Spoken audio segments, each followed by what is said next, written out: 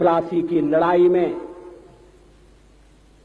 जितने लोग मैदान में लड़ रहे थे उससे ज्यादा लोग मैदान के बाहर खड़े होकर तमाशा देख रहे थे, लड़ाई का परिणाम सुनने की प्रतीक्षा कर रहे थे।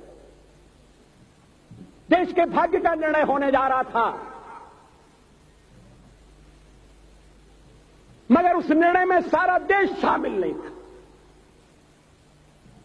विदेश मंत्री के नाते मैं अफगानिस्तान गया था। आपको सुनकर ताज्जुब होगा, अफगानिस्तान के अपने मेजबानों से मैंने कहा मैं गजनी जाना चाहता हूं, गजनी। पहले वो मेरी बात उनकी समझ में नहीं आई, कहने लगे गजनी तो कोई टूरिस्ट स्पॉट नहीं है, गजनी में कोई 5 स्टार होटल नहीं है, गजनी में आप जाकर क्या करेंगे, गजनी में आप जाकर क्या देखेंगे। मैं उन्हें पूरी बात नहीं बता सकता था। मेरे हृदय में कहीं गजनी कांटे की तरह से चुभ रहा है। जब से मैंने गजनी से आए एक लुटेरे की कथा पढ़ी है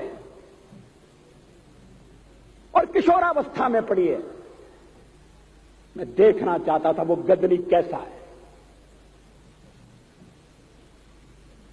आपको सुनकर ताज्जुब होगा, महमूद गजनी का अफगानिस्तान के इतिहास में कोई स्थान नहीं है।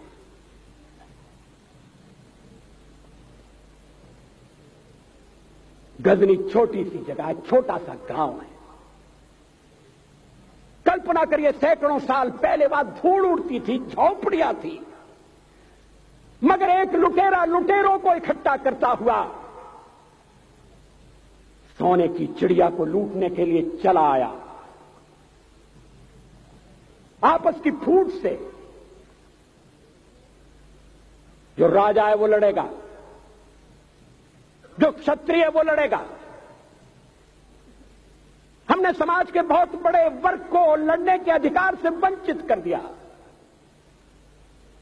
हमने उन्हें हथियार नहीं उठाने दिए।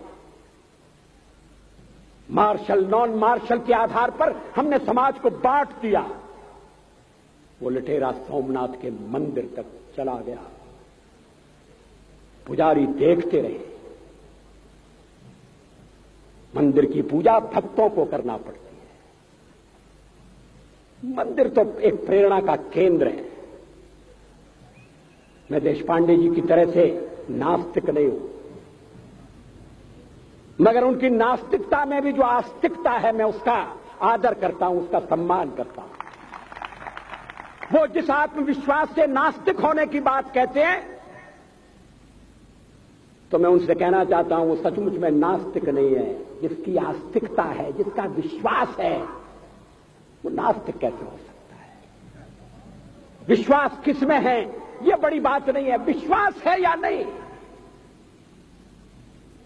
हमने समाज के बहुत से बड़े वर्ग को विश्वासहीन बना दिया।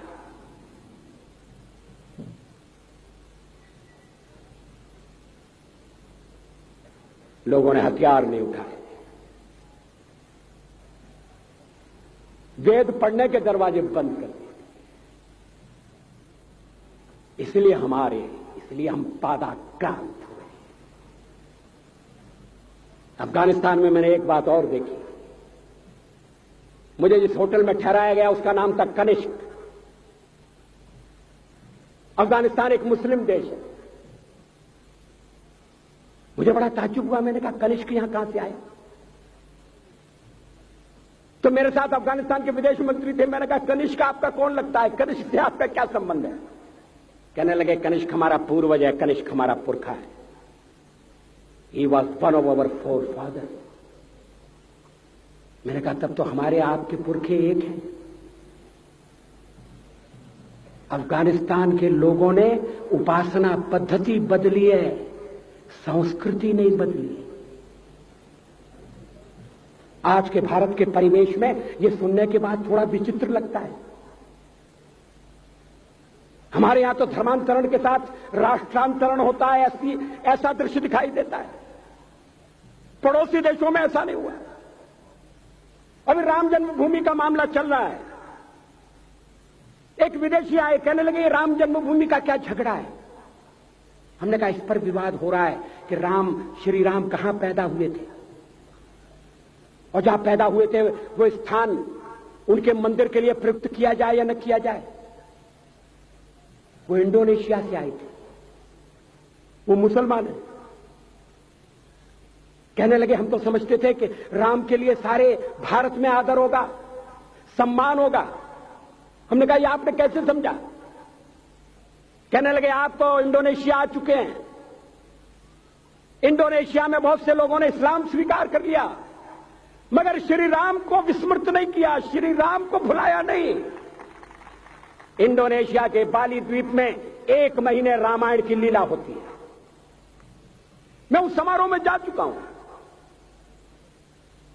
उस समय भी विदेश मंत्री मेरे पास बैठे थे। मैंने कहा ये रामायण ये क्या हो रहा है। मैंने कहा एक्सीलेंसी ये मंच पर क्या हो रहा है। कहने लगे एक्सीलेंसी आपको पता होना चाहिए। हमने कहा मुझे तो पता है मगर मैं जानना चाहता हूं। कहने लगे ये रामायण है, ये राम है, ये लक्ष्मण है, ये सीता है। हमने कहा इनसे आपका क्या संबंध है, आप तो मुसलमान हैं। कहने लगे हमारा संबंध बहुत पुराना है, हमारा तब का संबंध है जब हम मुसलमान नहीं हुए थे। थाईलैंड की राजधानी अयोध्या कही जाती है। थाईलैंड के राजा को आज भी राम कहा जाता है। सावरकर जी ने हिंदू राष्ट्र की बात की, हिम्मत के साथ। बुनियादी तौर पर भारत हिंदू राष्ट्र है,